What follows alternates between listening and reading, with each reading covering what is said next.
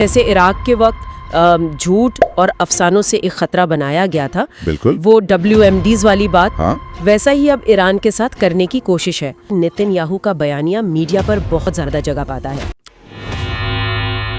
اسرائیل اور ایران کے درمیان جو حالیہ کشیدگی بڑھی ہے، اس سارے معاملے میں میڈیا کا کیا کردار ہے اور اس کا تاریخی پس منظر کیا ہے؟ یقیناً مقصد یہی ہے کہ جو بیانیہ بنایا جا رہا ہے نا اس پورے تنازع کے گرد، اس کو سمجھا جائے۔ صحیح۔ خاص طور پر نتن یاہو کی جو مہم ہے ایران کے جوہری پروگرام کے خلاف، جو دہائیوں سے چل رہی ہے، وہ تو بہت پرانی بات ہے۔ اور میڈیا اسے کیسے دکھا رہا ہے؟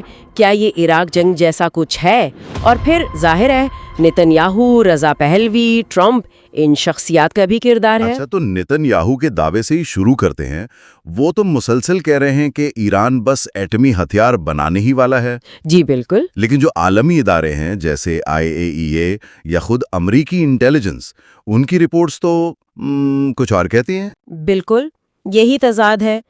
ان رپورٹس کے مطابق تو ایران نے اپنا منظم پروگرام 2003 میں ہی روک دیا تھا۔ تو پھر یہ فرق کیوں ہے اتنا؟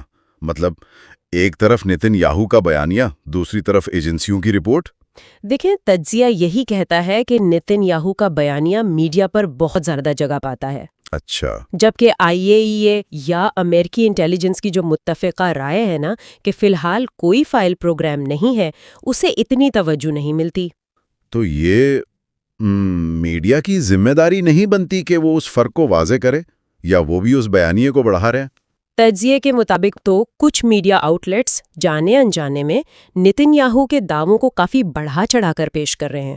اور حکومت کی تبدیلی والی باتوں کو بھی؟ جی ہاں، اور شخصیات کو پلیٹ فارم دینا بھی اہم ہے، جیسے رضا پہلوی ہیں، ایران کے موصول شاہ کے بیٹے۔ ہاں، ان کے انٹرویوز نظر آتے ہیں۔ جی، خاص طور پر ایران انٹرنیشنل جیسے چینلز پر، جن کی فنڈنگ پر بھی سوال اٹھتے ہیں۔ اور نتن یاہو کا وہ زندگی آزادی نعرہ استعمال کرنا، تجزیہ نگار اسے بھی سیاسی چال ہی سمجھتے ہیں۔ یہ سن کر تو واقعی عراق جنگ یاد آ جاتی ہے، 2003 والی۔ کیا یہ وہی پلے بک ہے؟ کرس ہیجز جیسے لوگ تو بالکل یہی کہہ رہے ہیں۔ اچھا جی، کہ جیسے عراق کے وقت جھوٹ اور افسانوں سے ایک خطرہ بنایا گیا تھا، بالکل وہ WMDs والی بات، ہاں، ویسا ہی اب ایران کے ساتھ کرنے کی کوشش ہے۔ اور جو مصدقہ رپورٹس ہیں جیسے IAEA کی، انہیں نظر انداز کیا جا رہا ہے۔ اور تشویش کی بات یہ کہ وہی لوگ جو عراق کے حامی تھے آج ایران پر بات کر رہے ہیں۔ بالکل وہی چہرے۔ اس بیانیے کی جنگ کی کوئی ٹھوس مثال بھی ہے، جیسے اسرائیل نے ایرانی ٹی وی پر بمباری کی تھی؟ جی، یہ ایک اہم واقعہ ہے۔ اسرائیل نے کہا کہ وہ تو حکومت کا پروپیگنڈا بازو تھا۔ لیکن پھر سوال اٹھتا ہے نا کہ کافی متنازع مواد آتا ہے، نفرت انگیز زبان، کیا اس پر بھی ویسی ہی بات ہوتی ہے؟ یعنی دوہرے معیار کا تاثر؟ جی، تجزیہ اسی طرف اشارہ کرتا ہے۔ اور اسرائیل کے اندر بھی تو وہ کنٹرول کی کوششیں ہو رہی ہیں، سینسرشپ وغیرہ۔ ہاں، خبریں تو ہیں کہ فوجی سینسر نے پابندیاں سخت کی ہیں، خاص طور پر ایرانی حملوں کی رپورٹنگ پر، اور الجزیرہ جیسے نیٹ ورکس کو بھی سینسر کرنے کے منصوبے ہیں۔ تو معلومات کا بہاؤ روکا جا رہا ہے۔ یقیناً، اور اسی تناظر میں یہ بات بھی اہم ہے جو اکثر نظر انداز ہو جاتی ہے۔ کون سی؟ کہ مشرق وسطی میں واحد جوہری طاقت غیر اعلانیہ طور پر اسرائیل ہے۔ اور انہوں نے NPT سائن نہیں کی؟ بالکل، جوہری عدم پھیلاؤ کا معاہدہ، یہ تضاد اپنی جگہ قائم ہے۔ اچھا، یہ تو ہوئی بیرونی باتیں اور میڈیا۔ ایران کے اندر لوگ کیا سوچ رہے ہیں؟ کیا وہ جنگ کو آزادی کا راستہ سمجھتے ہیں؟ نہیں، ذرائع تو یہی بتاتے ہیں کہ ایسا بالکل نہیں ہے۔ اچھا، لوگ حکومت سے خوش نہیں ہے، یہ درست ہے، لیکن بیرونی حملہ خاص طور پر اسرائیل کی طرف سے ان میں قوم پرستی جگا سکتا ہے۔ تو وہ اسے اپنی خود مختاری پر حملہ سمجھیں گے؟ جی ہاں، بہت سے حکومتی ناقدین بھی اس وقت اسرائیل کی جارحیت کو ذمہ دار ٹھہرا رہے ہیں۔ وہ جنگ کو حل نہیں سمجھتے۔ اور اس سب میں ٹرمپ کہاں کھڑے ہیں؟ وہ تو جنگ مخالف باتیں کرتے تھے نا؟ ٹرمپ کا معاملہ ہمیشہ کی طرح تھوڑا پیچیدہ ہے۔ ہاں، وہ تو ہے۔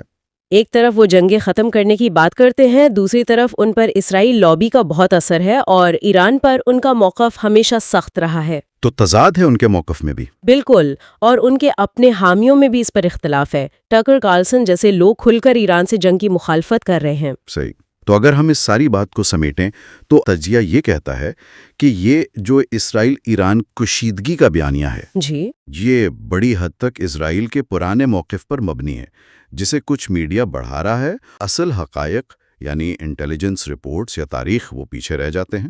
بالکل درست کہا آپ نے، اور یہ بہت پیچیدہ صورتحال ہے۔ اس میں ایران کی اندرونی سیاست، باہر کے کردار اور خاص طور پر غزہ کا جو المناک پس منظر ہے وہ سب شامل ہیں۔ غزہ کا ذکر ضروری ہے؟ جی، اور اسرائیل کو جو ایک طرح کی چھوٹ ملی ہوئی ہے نا عالمی سطح پر، وہ بھی اس مسئلے کو الجھا رہی ہے۔ تو آخر میں ایک سوال رہ جاتا ہے، اتنے سالوں کی کشیدگی، سفارتکاری کی ناکامیاں، عراق جیسی مثالیں سامنے ہیں، جی، پھر بھی ہم دنیا کھلی جنگ کے اتنے قریب کیسے پہنچ گئیں، خاص طور پر جب غزہ میں یہ سب ہو رہا ہے؟ اور اس سے جڑا سوال یہ بھی ہے کہ ہم ماضی کی غلطیوں سے سیکھتے کیوں نہیں ہیں؟